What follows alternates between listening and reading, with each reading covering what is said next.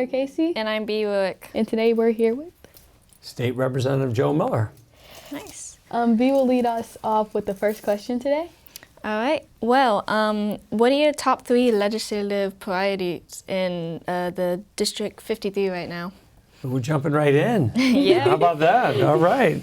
3 legislative priorities. Well, currently representing the north part of Lorain County, District 53. I think the biggest priority for me is to make sure that I'm aware of what's going on in my district, the constituent needs, whether it's having trouble navigating government or they're looking for support systems that are found in how we appropriate money, whether you're a school district or a library, Jobs and Family Service, different entities that are out there providing services, police and fire, safety forces. I want to make sure that we as a state are funding them properly and supporting them properly, making sure that legislation's in line. Priorities for me, I have a bill that just finally this week, after 7 years of working on it, is passed out of the Senate and is going to the governor's desk.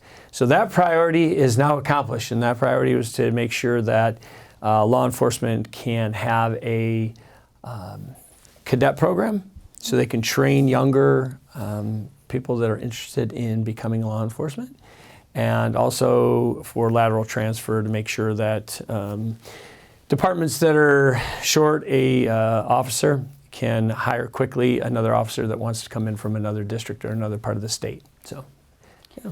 Going off your answer, what's one misconception people have about your district or your work? A misconception about the district? Well, you know, a lot of times I'll have people say, so how is Washington, D.C.? And I go, I don't know. Have you been there lately? I haven't been there in about a year or so. But when I'm there, I really enjoy it. And they just kind of look cross-eyed at me. And I'm like, well, I'm a state representative. So my D.C. Is in Columbus. So one of the misconceptions is that what I do as an elected state House member in the General Assembly down in Columbus is what they're doing at the federal level. And of course, we know with federalism, we have a different level of government at the state and local, as well as, of course, everybody knows the federal. And each of them have responsibilities and opportunities, as I like to say, to help people in this country seek justice, find fairness, find opportunity, and have their freedoms protected. And we can do that at all levels if we're doing it the right way. All right. As a former educator, did you ever imagine yourself getting into politics? Well, how far back do we go to imagine, right? I never woke up and said I want to be president one day, that's for sure. I never said I'm going to wake up and be a House of Representative member. However, having gone to Bowling Green State University, and when I changed from international business over to secondary ed, I picked up the concentration of government and history because I really enjoyed those. Teaching psych, soc as well, economics, geography.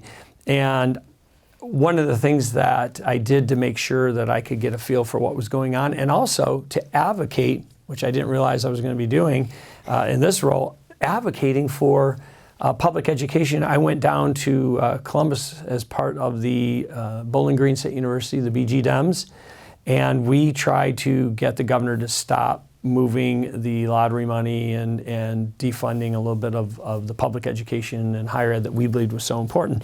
And so one of the goals I set before I left college and got my degree, I sat down to write 50 goals and I came up too short. I could only come up with 48. And one of the 48 was to be a state senator. And after I went out and started teaching, I'm like, there's no way I'm getting into politics. And so when I saw what I saw, I'm like, no. And here I am, a state representative, probably en route, you'll see, to head to the Senate if the constituents and Ohioans will have me here in Lorain County and Huron County. Mm-hmm. What advice would you give to students who feel unsure about their future or college plans? Well, I would say everybody's unsure. Don't feel like you're special or unique in the way that you have concerns or anxiety or worry over what the future is going to hold. What I would say to those who are a senior in high school and they're like, what's my next step? The key is to take the next step and to follow your passion and take that next step, whether it's into the military or it's into the trades or it's into furthering your education at a collegiate level. Go do it. Go make yourself better in whatever lane you get in. unless it's illegal. Then I highly recommend don't try to be the best cook you can be, but I would try to be the best person you can be. And so you can do that in a lot of different lanes, and find people that know about what you're interested in. Pick their brain, ask them. They'd like to share the knowledge that they've gained over the years, and find good people to put around you, those who you want to emulate, or those who have found success in any lane. And usually you'll start seeing some of those characteristics follow through.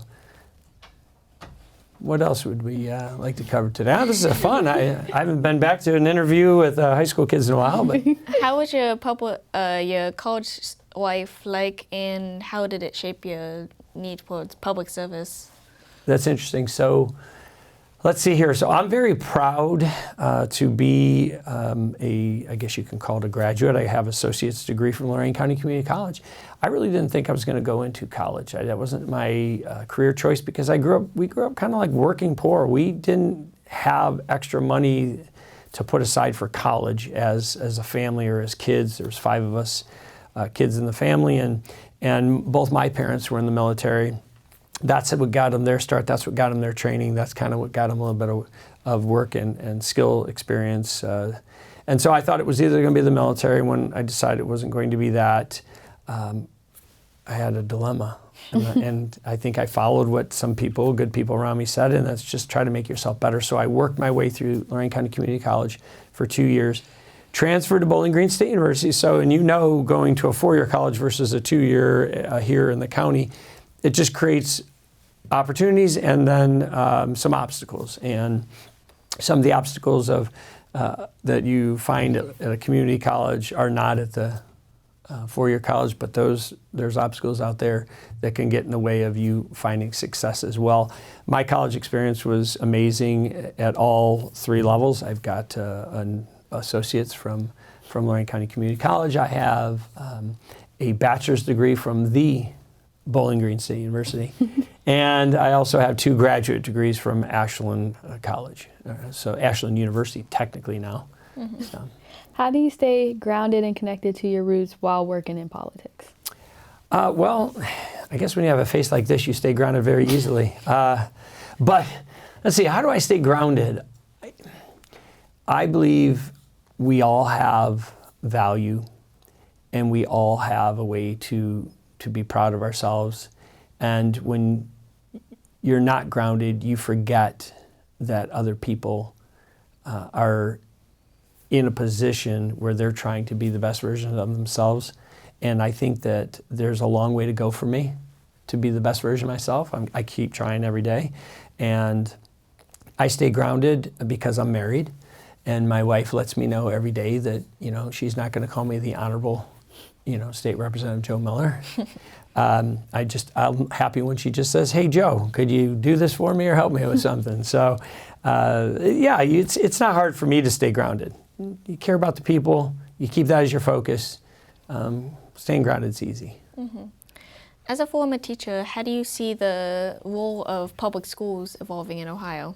Ooh, how much time do we have? Wow, that's public schools are a constitutional mandate. When our state was formed in the Constitution, it has given us in government and those who came before us in government a constitutional charge to set up a set of successful, productive, efficient, and effective common schools. That's our constitutional duty. It's not to create, private charters or, private religious schools or homeschooling. All those have a place. Our charge is to receive revenues, tax revenues in various forms, and to utilize that money and make the choice in Ohio to provide the best public education we can for Ohioans. So to me, public schools are the number one important charges that we have, and that is to provide that education. And so I think that public schools right now, and students, teachers, support, administrative, leadership, they're all under attack because people don't want to invest as much as they did in the past on public schools. And therefore, I think if you want to show that something doesn't deserve money or investment, you have to show that it's failing. And I think, unfortunately, we've set up a system of hoops and report cards and tests and things that really don't truly measure how much you're enjoying your learning process here at Lorain. And that's a shame, because the school's mission and vision and the values that teachers come into a school district and public schools with is one that we really should be proud and thankful that we have teachers doing that, students that still want to learn. What's the most challenging part of being a state representative and the most rewarding? Most challenging? Interviews in front of students. No, let's see here. What's some of the most challenging? I think some of the most challenging parts is when you are not the final say, sometimes the final outcome is not the way you'd like to see it. So some of the challenges for me is hoping and trying and pushing and advocating and doing everything I can down in Columbus for legislation, policies, and appropriations that truly reach all of Ohioans, and not just a select few. Not just because you own the Brown Stadium, you should get $600 million handout, or just because you choose to go to a private school, you should get $2.5 billion over a biennium in voucher money. And so I think that one of the many frustrations sometimes you get is what you think are the priorities of Ohioans and what I believe is important to make sure that the state of Ohio that you enter in as adults provides the most opportunity to live a very free, a very just, and a very opportunistic life. And my frustration comes when I think we are not making those choices down in Columbus. And I currently believe, as much as we push back and we try to bring truth to power, you get legislation like we've had in House Bill 96 in the budget, which was probably the worst budget I've ever seen since I've been down there. And this is my fourth GA and my fourth major budget. Mm-hmm. Can you share a bill that you sponsored that you're especially proud of? Yes. Well, first GA, I thought, boy, I can get a bill up across. This shouldn't be too bad, and I did. And it was something that everybody down in Columbus may have thought it was small, and it wasn't that big of a deal. But my district here, which covers Amherst, Lorain, all the Sheffields, and Avon Lake at the time, previously was Sheffield, Lake, Lorain, Amherst, and then a lot of the rural area. But the one thing that every GA that I've been down there, General Assembly I've been down there, Lorain and Amherst have been my districts.